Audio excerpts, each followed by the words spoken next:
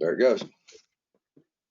Good morning and welcome to our 44th episode of Business Da-da-da. as Usual. I know we need a drum roll. We're getting up there. We are approaching our 1-year anniversary, and I'm telling you, we're pretty excited about it. We've survived, and we have learned so much throughout this experience. And I want to introduce myself. I'm Brendan Filbert, managing partner with SalesWorks. And my job all day, every day is helping you get in front of your next opportunity. And I do it twice on Sunday too. All right, Chris, it's all you. I'm Chris Motley, and I'm the big fish at Motley Creations. And what we do is we make you look good. What does that mean? It's managed marketing services, small and medium-sized businesses with big goals. I help them find the right size solutions to execute on their marketing strategy and develop the brand and image that they need to have. And we are super excited to introduce you to another one of our, we're expanding our dynamic duo with other resources that we absolutely love to bring in. And Lori is a strategist. She is a big thinker and she is an idea generator. And I have known her for so many years. And Lori how she is so amazing is she's really good about helping you dream big, but then bring it down into here's what you can do with what you have in order to get where you want to go. And I know that you're going to be so blessed to hear from her. And right now we have access to her for a window in time that I am certainly going to be taking advantage of over the coming weeks. But what we're going to do today is going to be a little bit of fun. Lori, do you just want to do a really quick kind of here's the take that you have right now on marketing and what you're seeing, and then we're going to dive into a lot of Q&A. Yeah, so there's new trends that happen every day, all day long, as things change and we go through recessions or pandemics or different things that happen out in the world and in the marketplace. And regardless of how much we plan, things like that are going to happen. We just there's nothing we can do about it, but what we can do is we can know who we are, what we do, and why people would be crazy not to do business with us by heart. In other words, everybody talks about mission, they talk about purpose, they talk about target audiences, they talk about all these things, but truly, keep it simple, right? That KISS statement. I won't say stupid because that's not right, but every time that I engage with an entrepreneur or a business owner or somebody, we always go back to that very foundation. So if you will, imagine for me a building, and you're not going to build it on sand, it's going to fall. And if you don't build that first level, I mean, as strong and as solid, and everybody in your organization knows exactly what that foundation is, that means everybody on the outside of your foundation or of your company is going to know, because all your employees are going to tell them. So that foundation has to be the strongest thing that building is built on, because when you continue to add floor after floor after floor, that foundation has to hold it. And so even though forget that marketing is the foundation, it's the purpose, it's the reason, it's the passion why you get up, particularly entrepreneurs.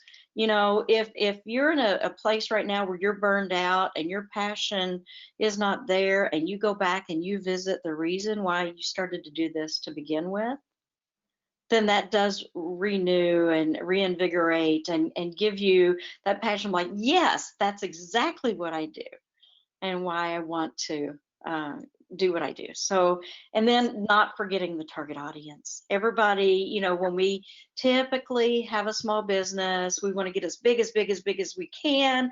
Well, I can serve that one and that one and that one and that one. I made this mistake over and over as an entrepreneur. And quite frankly, you target, you repeat, you target, you repeat, and you're more likely to do very well to your bottom line in that regard than it is trying to serve everybody. Absolutely. All right, so let's dive into today. I'm going to go ahead and shut off my webcam so that it's not dragging on my bandwidth because, internet out in the sticks of Wyandotte County doesn't always cooperate. Now, with that, whenever we do these presentations, I always like to start things off with just getting everybody onto the same page about who are we talking to.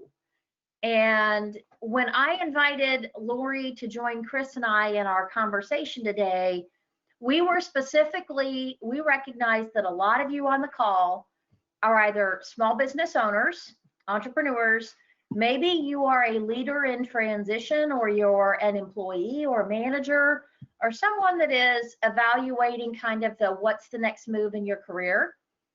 Maybe you are an independent sales professional that, your marketing is whatever you come up with and execute effectively, and you may not have access to a lot of resources because you might be working for one of those entrepreneurs that hasn't invested a lot in marketing.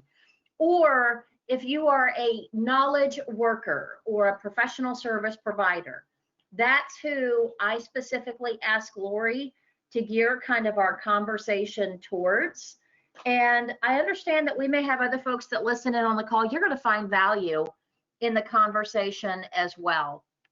But the biggest thing I think that we're recognizing is this: who needs to get scrappy right now?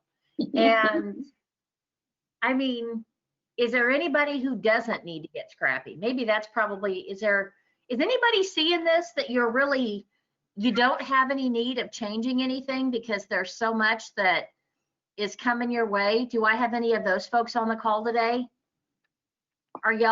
You got more business than you can handle, or are you looking for something? I think we've got a lot of folks here who are looking. You're hustling, which is why you're here. Well, Lori, what's your take on who needs to be getting scrappy right now? Well, I think that anytime you don't have, a budget is relative. There are ways in which you can reach your target audience without a significant budget. And there are ways that you can, again, I go right back to that target audience. We can try to be too much to too many people. And when we do that, then we miss the opportunity to find the diamonds in your own backyard. Someone that I used to work with me used to say that all the time, and it resonated with me over and again, that at the end of the day, the relationships and the trust that's been placed in your business is the whole reason that your business, is successful to begin with. So who should be getting scrappy? Everybody. There are too many opportunities these days to be able to target an audience, and don't think that you have to have, this amazing email marketing plan. Now, having the plans are awesome, but be ready to be flexible with those plans, and be ready to think about new things that might come out, and be available to anyone who is talking about being scrappy. But bigger than that is that dreaming big, because most people that come to me, they go, you know what, I'm not creative. Oh, yes, you are. You may be an accountant that thinks they're not creative, but you're very creative with numbers. You're very creative in how you approach things. So first and foremost, in getting scrappy, remember that everybody is creative. Sometimes we have to have somebody to help facilitate so you can see the forest for the trees, right?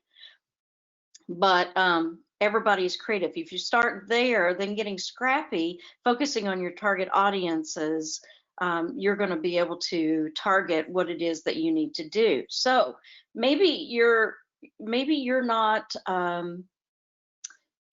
wanting to hit too many of your customers with too much messaging. I think again, being targeted and being scrappy is being relevant. So everything that you do has to have some relevancy to it.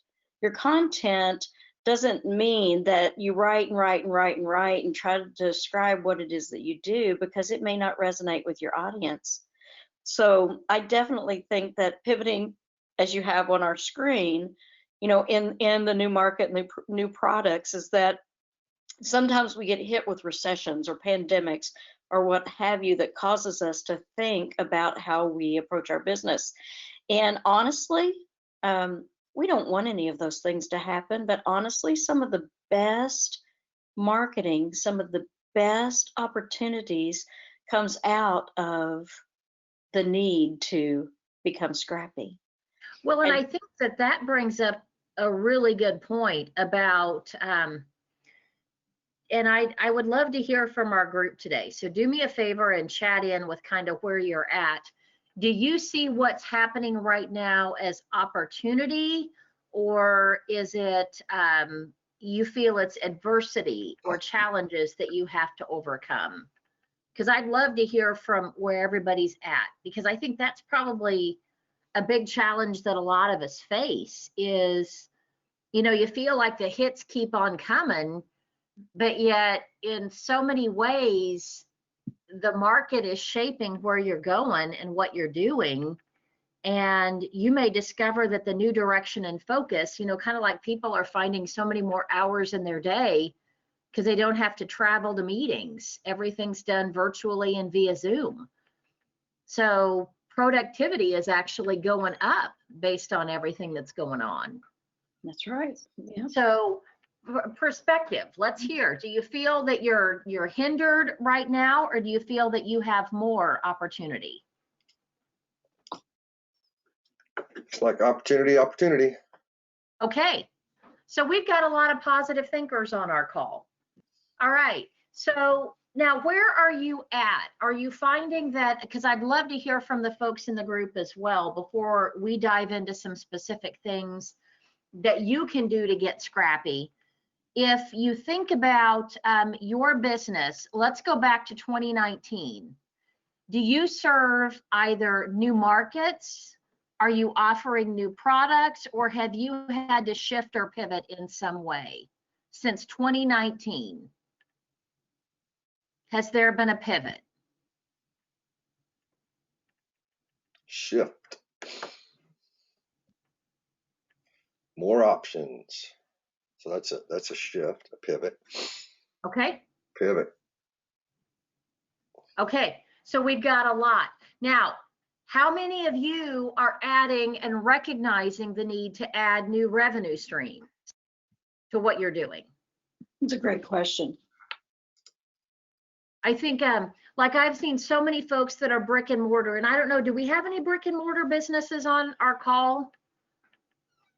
And I know that, we faced what, 2 or 3 months, a lot of us, no matter where you're at, you had shutdowns that affected you. And depending on what state you're calling in from, I mean, I've got friends in California that have been locked down for months.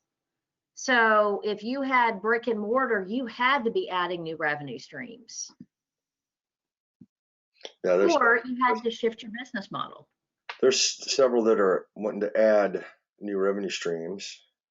There's actually somebody from California that just chimed in. So yeah, I've got a friend that they literally just laid off 70% of her workforce. And she was one of them in California, and it was because the investors pulled their funding and basically shut them down because of, and they're in the medical field. So shift in a business model. So I think we've got several folks in here. Change in how you serve your clients. This is something Chris and I are definitely in the throes of right now. Shifting from offering live workshops and in-person networking events to everything is virtual now. And probably will remain that way. That's something else. How many of you foresee that what you did in 2019 is gone and you're not going back to that way of serving clients? I don't know. I think there's going to be some of us that are a little longer in the tooth that are going to want to come back to in-person kind of stuff eventually when this passes. But I think there's going to be a lot of younger folks that are quite adept and quite happy with virtual. So a lot of that does depend on who it is that you serve. Right. Okay, so let's do some brainstorming here about what Scrappy looks like. Chris, what do you think Scrappy Marketing looks like? Well, it's again, there's not a one size fits all, or else there'd be like one book that says this is what you do and you're going to get rich, right? So it really depends on um, who you serve and how you serve them, and one of the ways, and we've talked about this in previous recordings, which is now is a good time for me to say, go to our YouTube channel, look up SalesWorks, sales with a Z, and like and subscribe. You'll see a bunch of different, well, exactly what, 44 videos that we've put up from these episodes. There's a bunch to learn. But some of those we talked about in the early days was how to take your resources and kind of reuse them. So, for restaurants, it's been to move to an online, and there's restaurants near my home where they have outside now, they have cones set up with parking spaces marked, and you order and come by and you just pick it up. And they weren't built with that in mind, but they've shifted, they've pivoted for this kind of thing. I don't know. What about you, Lori? Have you seen some new and different ways to get scrappy? Like everybody says I need a business plan specific for my industry. Yes, the industry is so very vital, but again, taking it down into what makes that each individual business individual.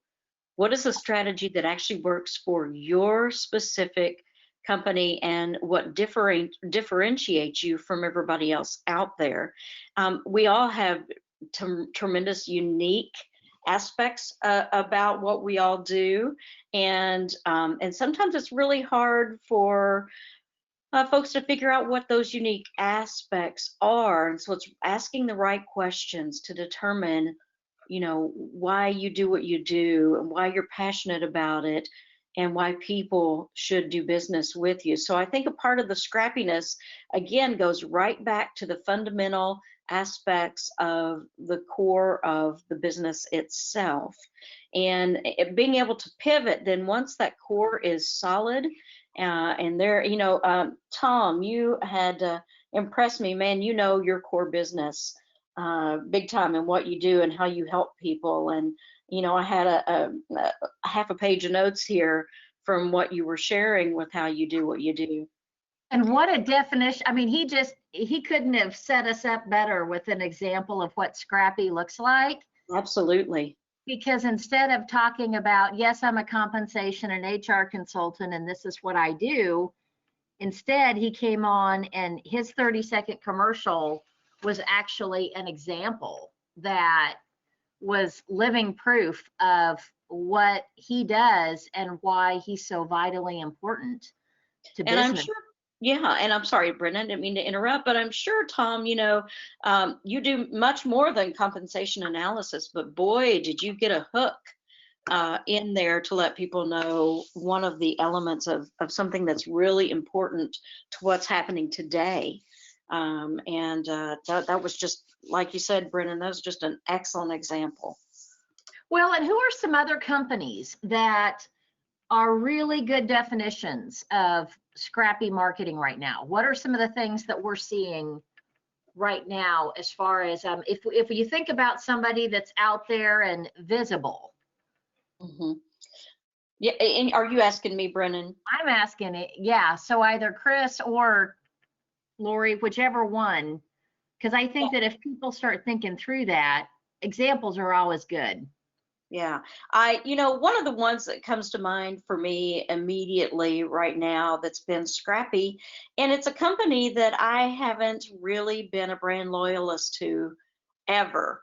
But I've begun to become a brand loyalist of American Airlines. American, I've had to fly 4 times during the COVID experience.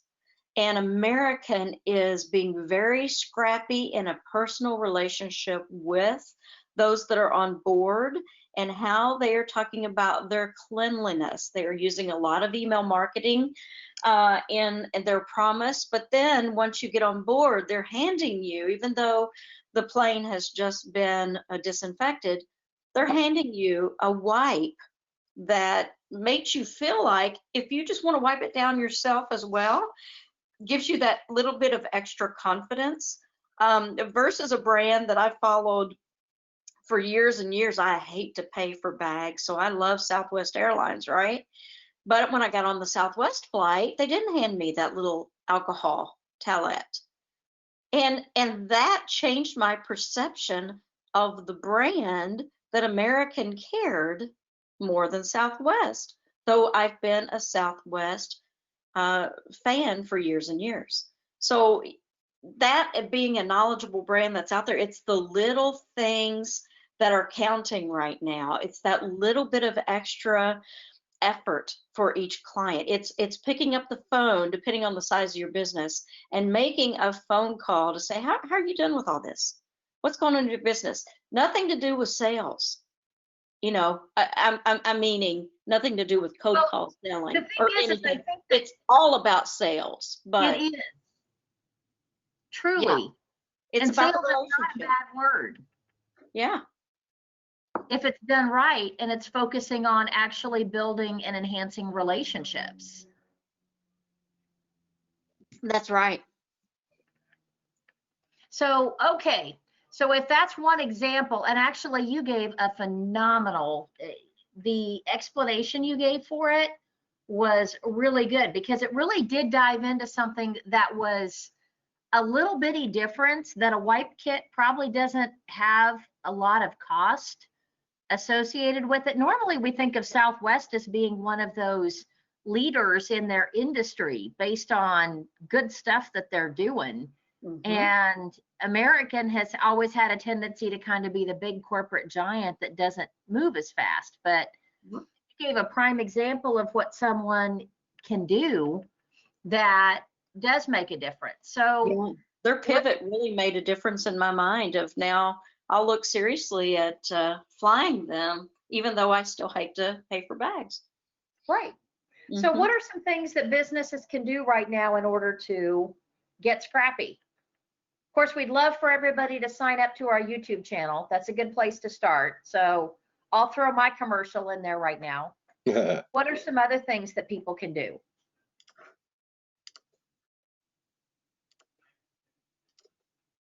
Are you asking me or our constituents? I am asking you, Lori. You're asking me.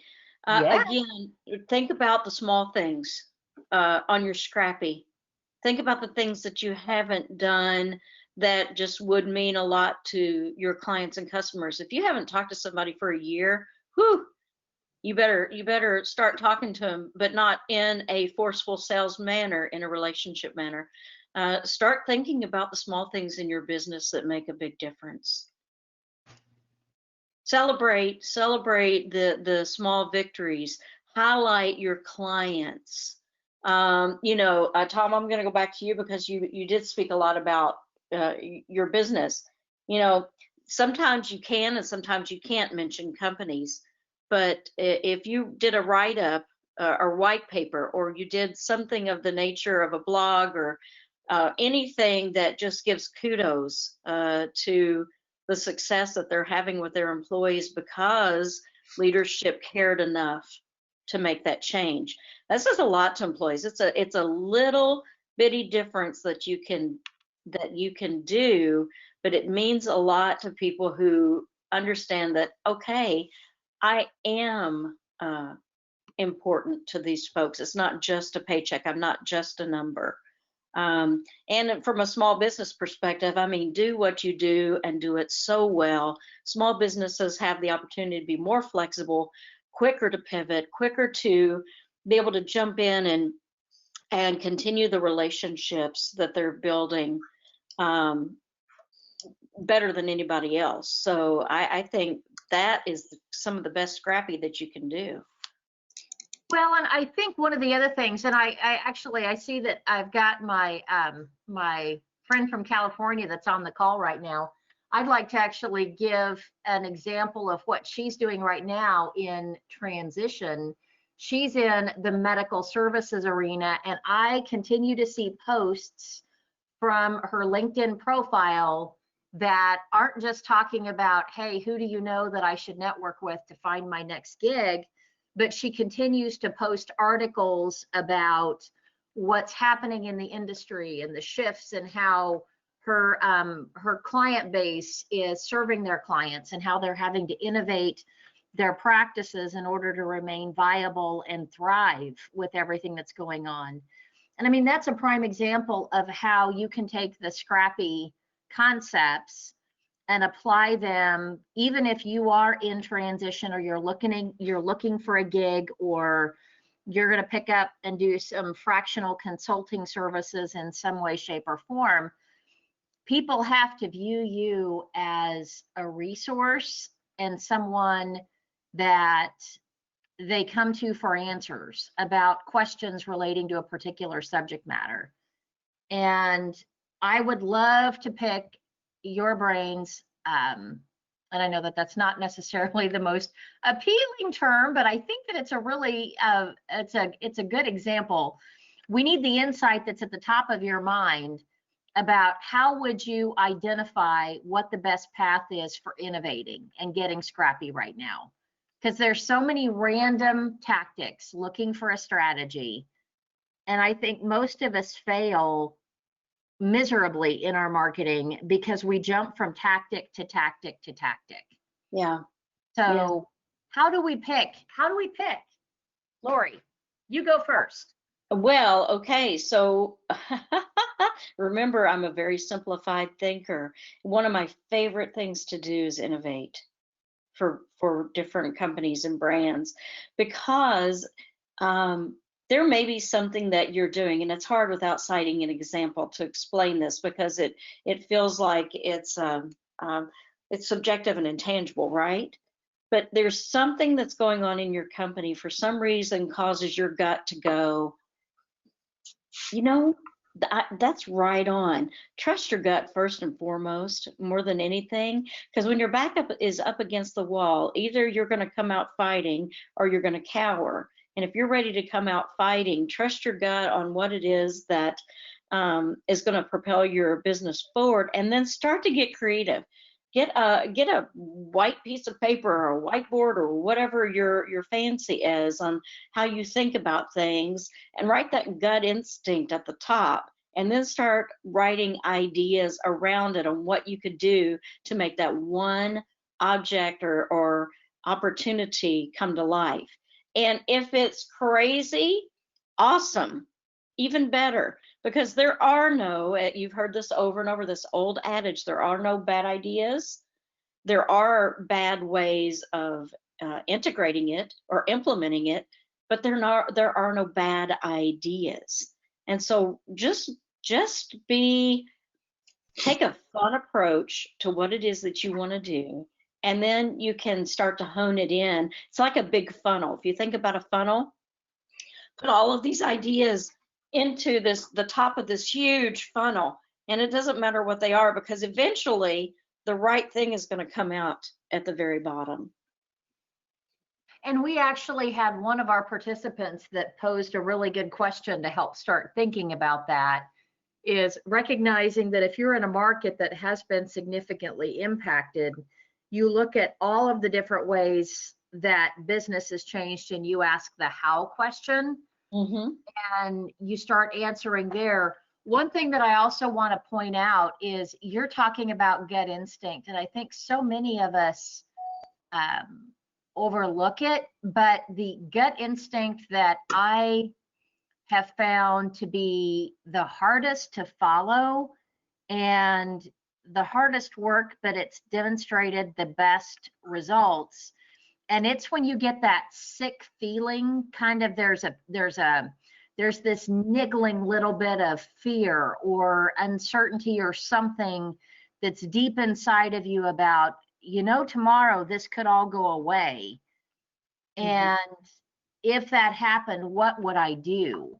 Mm-hmm. And I think that a lot of us have been conditioned, and this is the biggest mistake I've seen. 2019, it was but we don't have to answer that question until we have to answer that question. And now, don't you think that voice is offering perhaps the most opportunity to innovate? Definitely. And two, we all succeed and we all fail, and thank God we do, because each time that I've failed in my entrepreneurial life or in my personal life, it has elevated me forward to an opportunity to do something different, better. It's allowed me to reflect on it, on what the course of action should be going forward. And, and Chris, you actually have, can you relate the example of what your client that's the Pilates studio is doing? Because I think that's a really good example right now for a lot of people. What, sorry, you caught me. I was reading notes from people that were commenting. Say it again. The Pilates studio that I. Yeah, how she shifted her business model since she's not doing classes. Oh yeah, they now do training methods, right? Webinars online, the paid webinars, and you get certification, and they're teaching a way to, or they've developed a way to teach Pilates teachers that they can do from home at any time. And part of what we talked about with them was, as they were developing this and the pandemic hit, was we started talking to them about, go out to a park when everybody was basically stay in place or whatever. So go out to a park or your backyard or something like that, and kind of start putting up videos on social media of this is exercises you can do with your children and things like that at your home to keep them occupied and constructive and stuff. And so that kind of made them family friendly, gave them a lot of publicity and things like that, and it pointed people to their the services that they're selling online, right? It's just they did the smart thing, and you talked about it, innovate, right? They did the smart thing, is figured out who and what they're selling to, and most of those are moms, right? Yeah, they saw the need. Right. Yeah. So they just shifted over to what was relevant to them, right, and how to get to those people. And a lot of times too, the need is what we pivot with. What do the clients need at this time, and how you can serve them or transition. So the medical field, the looking and trying to adjust, posting articles about what's happening in this, that's incredible. That's wonderful.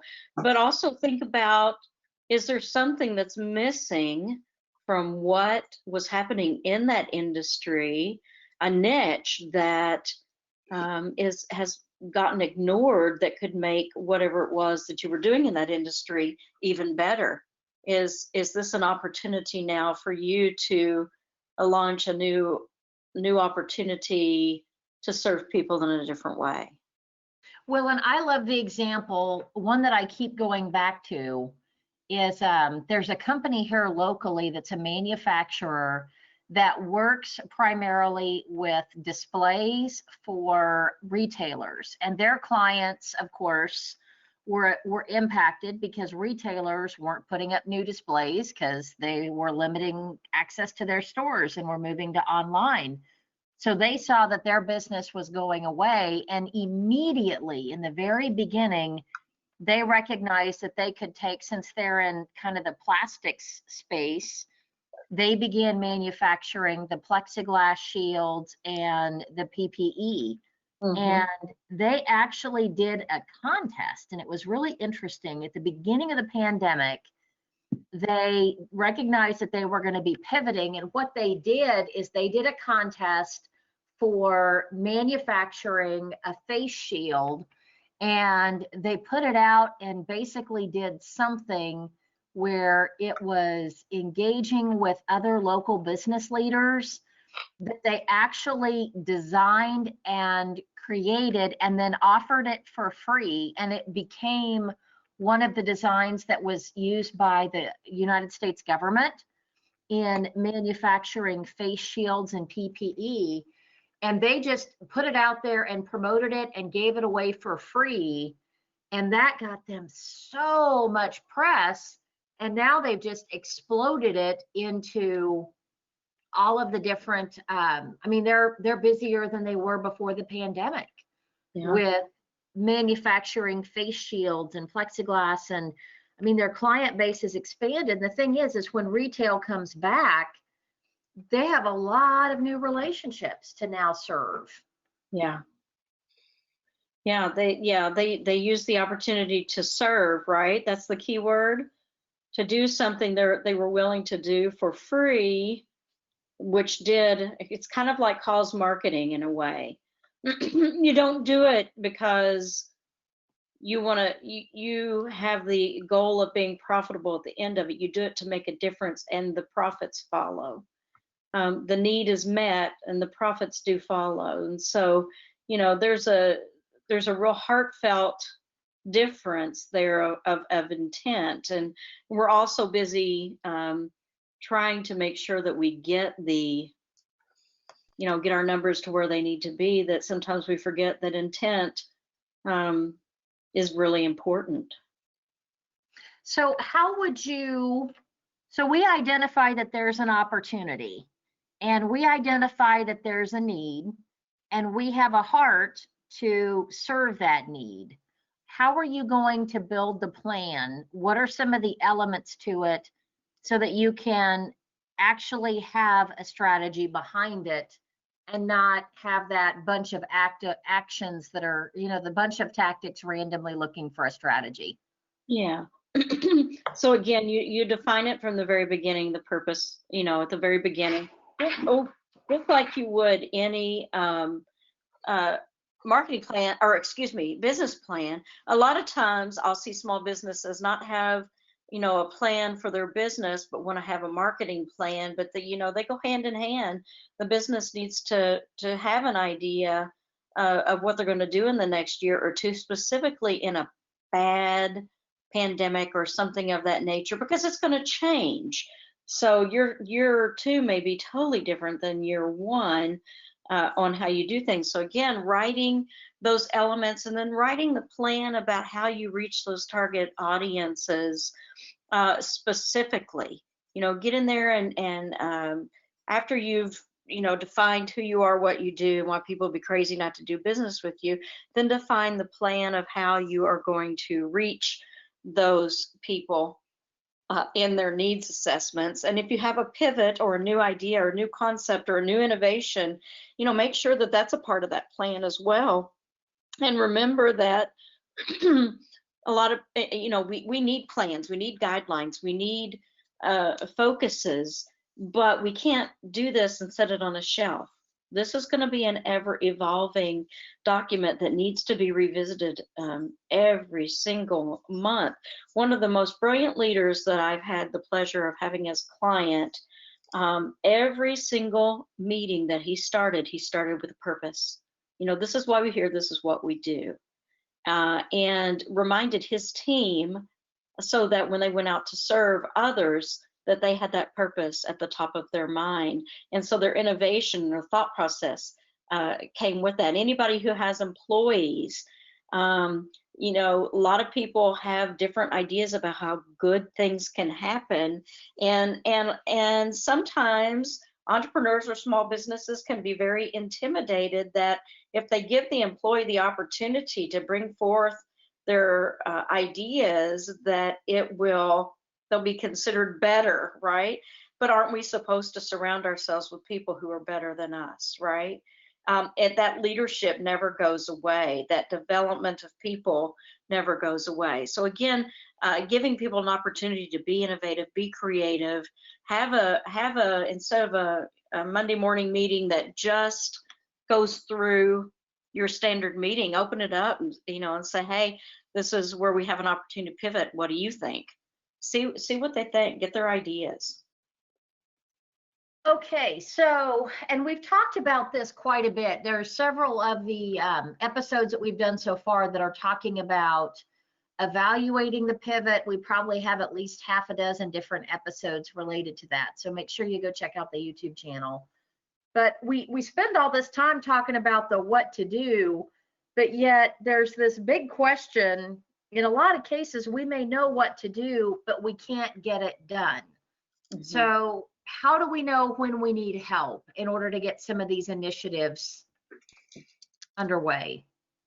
Yeah, again, if you're having trouble even writing a plan, if you're having trouble just focusing on the different things, it's always good to have somebody who has gone through that war, if you will, to be able to ask the right questions, to get the right answers, to evaluate what the ideal client is, to evaluate where you are currently and where you need to go, and those types of things. And so it's worth the investment to be able to reach out and find someone to help you do those types of things. So Lori, real quick, is somebody has asked what you could clarify what cause marketing is.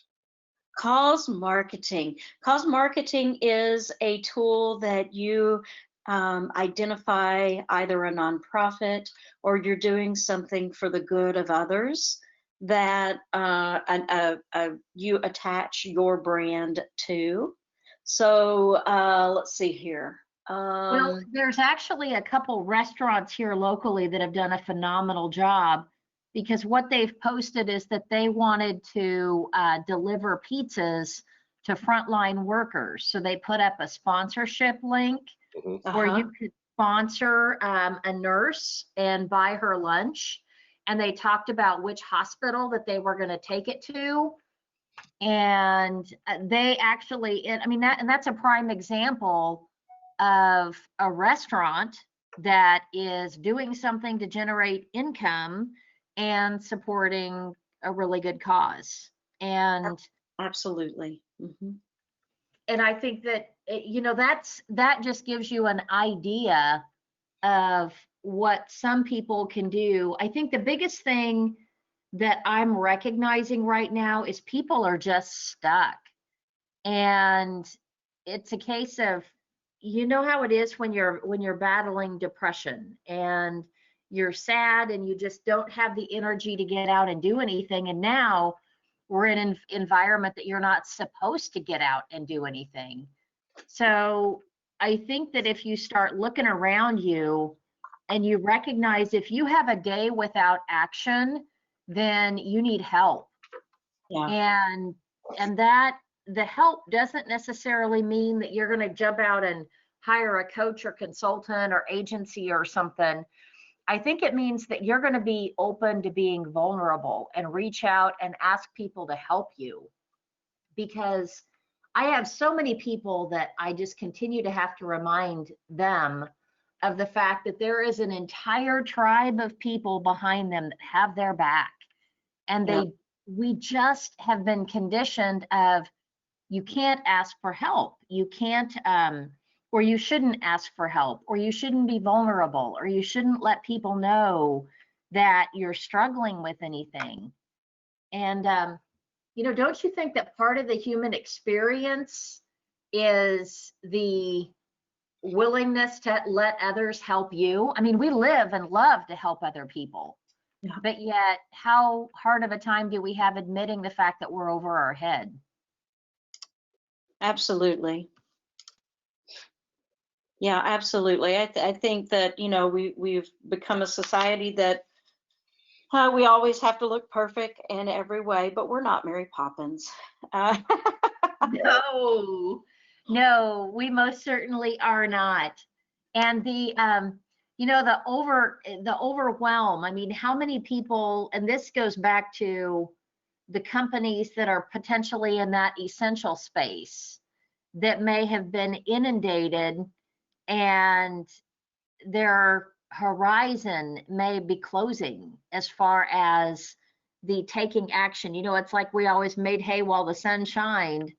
Well, you know, in the hayfield, you only have so many hours of daylight and so many hours that you can actually work in. So you try to get everything done, and at the end of the day, you fall over exhausted. Yeah. So I think that probably to avoid burnout, that when you feel yourself just struggling in order to keep up and keep that forward progress, because there is so much other stuff coming your way, you really do need to step back and ask for help and identify. I mean, one of my favorite things to do is look for collaborators, you know, much like Lori, you're helping us right now with keeping up with all the different things that we have underway, and reaching out and asking for help is, I mean, that's one thing that I want to encourage everybody to do that's on this call, is make a list of 2 people that you can reach out that can help you with overflow work, can help you with collaborations and connections, or you can do what we're doing right now. I mean, Chris and I teamed up to offer this webinar series in order to serve people where they're needing help right now. And think of one or two other people, because I'm telling you, I would have never done this by myself. If it were just me trying to pull this off, it wouldn't happen. But because I've got Chris helping me, it has me committed to him and him committed to me, right? in order to keep moving forward. Amen. Yeah. You know, and we're in a time where there's things like Wix and stuff like that, where people can think that they can do it all themselves and stuff like that, and that's not necessarily a bad thing for some people, but I think what it does is it promotes this false sense of, oh, you could just do it yourself, and people don't. What you need to factor in is that your time is worth money, and if you are in the HR world or whatever, there's things that you could be doing that's billable instead of building a website, which is not necessarily your forte, right? So sometimes you got to ask yourself, is it worth me figuring out how to do this from scratch, or can I hire a professional to help me out? So. Well, and the where to get started, and that actually, I want to make sure that I leave everybody today with something that will inspire them to go forth and prospect and do something based on what we've talked about today. And yes, I talk about having a strategy behind what you're doing. And then you can start identifying what that core plan is. But to the point that Lori has so eloquently made, what is your purpose? Why do you exist in a role? Why does somebody need you? And are you very clear about what that is and who that person is that you best serve right now? And when you have that clarity, all of this other stuff starts to fall into place. But if you don't have that clarity, then you totally are that dog on linoleum that Chris talks about. Mm-hmm. You just can't catch a claw. So, right. So let's just do a really quick poll with our group. How many of you are very clear about the who you serve and who should know you right now based on the value you bring that's relevant? Let's do just a quick, where are you at? Got one, yes. Clear, very clear. Okay, so you've got that. So once you have that piece, then it's we identify best how we can serve them. We've thrown out several ideas for you today. What I do want to make sure that you do is that you take note right now of one thing that you can do based on what we've talked about, as far as examples from the American Airlines to the Pilates studio that we've talked about companies that are innovating. What can you do? Because one of the things that I'm going to let you know is we all need accountability in order to get it done. And sometimes that accountability can be internal. I actually have an entire family reminding me every day that I need to meet my prospecting goals. And we actually, it's funny, we put together a point system. And I borrowed it from the life insurance sales industry. So Doug, you may be familiar with this concept, but basically the way that it works is you set what your goal is for the year and you back into how many sales you have to make either per month or per week. And then to get to that, you can arrive at the number of proposals and number of meetings that you need to hold, a number of prospects or leads that you need to get in front of. So all of this boils down to, I know that I have to have 23 points per day. And the points are made up of, it's 5 points for a sale, 4 points for a no, 3 points for a clear future or definitive next step to doing business, 2 points for scheduling a meeting or getting a referral, and 1 point for a conversation with a prospect. So with these point systems, it's funny because I'd come in and my goal was 23 points a day. And I've got kids that are saying, so mom, how many points did you get today? So talk about accountability. Yeah. If anybody would like that, I'm happy to share that with you. So you do have to send me an email though, because I'll send it out, because I don't know if everybody in the group wants it, or I may just post it in the prospecting challenge group. That may be an easy place for you to go snag it. But that system is wonderful. So either put something like that together. I mean, what are some of the other accountabilities that you've had? Lori, I know this is something you've worked a lot with, different accountability structures as well as an entrepreneur. Yeah.